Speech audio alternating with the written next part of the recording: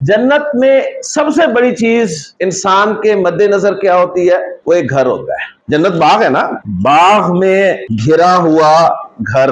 یہ جو گھر ہے نا، ایک گھر، یہ انسان کی ساری زندگی کا حاصل. آپ میں سے کوئی ایک شخص مجھے بتا دے کہ اس کے دل میں اپنے گھر کی تمنا نہیں ہے، اگر اس کا اپنا گھر نہیں ہے تو. محنت کر رہے ہیں دن رات. ایک انسان 60 سال گورنمنٹ جاب کرتا ہے، اور جاب کے آخری دنوں میں جب اسے پوچھا جاتا ہے کہ جو پیسے پوسے ملیں گے کیا کرو گے، تو یہی کہتا ہے جی سب سے پہلے تو میں گھر بناؤں. گھر کی تمنا ہر شخص کے دل میں. کرائے کے گھر میں بھی تو رہا جا سکتا ہے، لیکن انسان کرائے کے گھر میں رہنا کیوں نہیں پسند کرتا؟ ٹیمپریری ہے.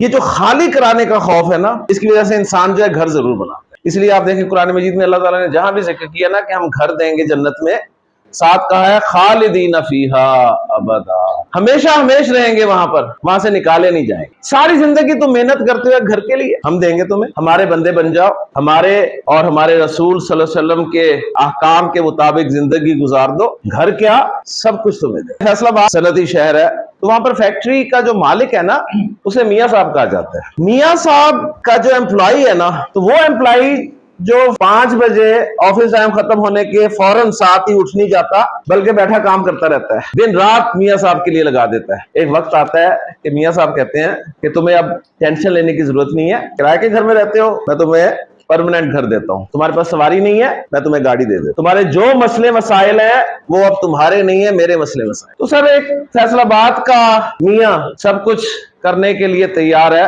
تو جو اللہ میاں ہے وہ کچھ نہیں کرے گا. اس کے لیے محنت کریں، اس کے لیے وقت لگائیں، پھر دیکھیں اللہ میاں کیا کرتا ہے.